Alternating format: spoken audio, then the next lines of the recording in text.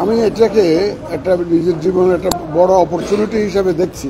এই দায়িত্বটাকে opportunity to serve the nation. দেশের মানুষ ভোটাধিকার থেকে বঞ্চিত, তারা ফ্রি ফেয়ার একটা ইলেকশনের জন্য অনেক সংগ্রাম করেছে, অনেক আন্দোলন করেছে বিগত বছরগুলোতে, অনেকে রক্ত দিয়েছে। আমি তাদেরকে একটা free fair and credible election দেওয়ার জন্য প্রতিশ্রুতিবদ্ধ, and I will do my best for that. এবং আমি ইনশাল্লাহ কনফিডেন্ট যে I will be able to deliver. আমার টিম আছে, I have a very efficient team of election commissioners who are around me now. ইনশাল্লাহ আমরা সবাই মিলে আপনাদের সবার সহযোগিতা নিয়ে কিন্তু আমাকে করতে হবে। আমরা একা পারবো না, কিন্তু আপনাদের সহযোগিতা লাগবে, দেশবাসীর সহযোগিতা লাগবে, রাজনৈতিক দলগুলোর সহযোগিতা লাগবে। সবার সহযোগিতা নিয়ে ইনশাল্লাহ আমরা এই জাতিকে একটা free fair and credible election আমরা ইনশাল্লাহ উপহার। এখন সংস্কার কমিশন কাজ করছে, সেই পর্যায়ে আপনারা কি এই কমিশনের সংস্কার কাজ শেষে না করবেন, নাকি আপনারা দেখবেন যে কি অবস্থা? দেখেন, সংস্কার একটা চলমান প্রক্রিয়া, কিন্তু একটা ইলেকশন করতে গেলে আমাকে তো কিছু এসেনশিয়াল সংস্কার তো লাগবে। ফর এক্সাম্পল একটা ধরেন, এখন নানা রকম কথা হচ্ছে। কেউ বলছে প্রপোর্শনাল রিপ্রেজেন্টেশন, কেউ বলে যে first past the post system, আগের সিস্টেমে ইলেকশন। এটা যদি আপনার কনস্টিটিউশনে যদি এটা যদি ফয়সালা না হয়, আমরা ইলেকশনটা করবো কীভাবে?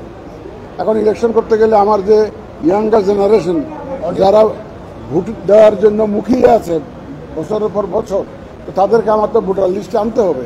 সুতরাং ভোটার লিস্ট করতে হবে, এবং maybe there will be some reforms needed here and দেয়ার।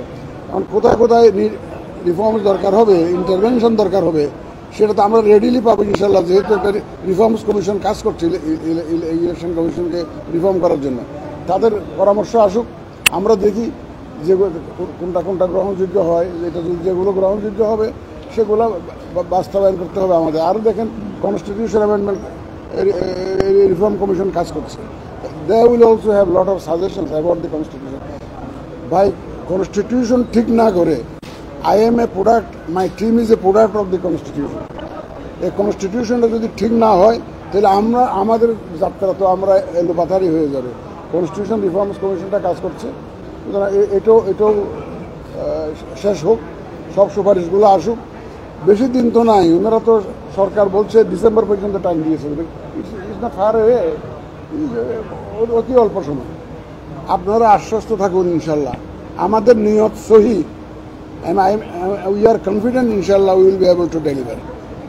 আর এবারের মতো একটা সুযোগ আগে ছিল না। কি সুযোগ জানেন আপনারা? সেই সুযোগটা হচ্ছে, শুধু আমরা না, রাজনৈতিক দলগুলো যারা ইলেকশন করবেন, তারা 15-16 বছর ধরে বলে আসতেছেন আমরা ভোটের অধিকার চাই, আমরা অবাধে ভোট দিতে চাই। সুতরাং তাদেরকে আমরা সাথে পাবো, এবং তাদের ডিমান্ডটাকে আমরা বাস্তবায়নে সহযোগিতা করবো। সুতরাং আমাদের তো এখন অসুবিধা নেই, তারাও জাতির কাছে ওয়াদাবদ্ধ। আজকে আর না, আমরা এখন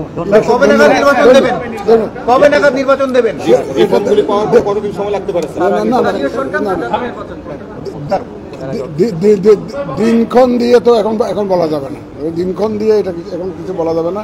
আমরা কিছু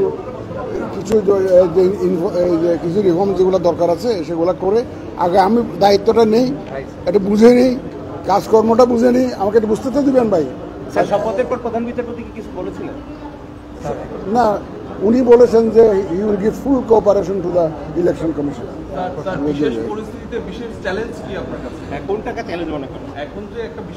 আমার হতে পারে এরকম বিশেষ পরিস্থিতি আমার চাকরি জীবনে বহু আসছে। আমি তথ্য মন্ত্রণালয়ের সচিব ছিলাম, জ্বালানি মন্ত্রণালয়ের সচিব ছিলাম, স্বাস্থ্য মন্ত্রণালয়ের সচিব ছিলাম। বহু চ্যালেঞ্জ দেখেছি এবং ইনশাল্লাহ সাকসেসফুলি মোকাবেলা করেছি। চ্যালেঞ্জ মোকাবেলা করার সাহস এবং অভিজ্ঞতা আমার আছে। সুতরাং আমি ইনশাল্লাহ যে কোনো ধরনের চ্যালেঞ্জ আসুক, সংশ্লিষ্ট সবাইকে নিয়ে ইনশাল্লাহ we will overcome those challenges. Thank you.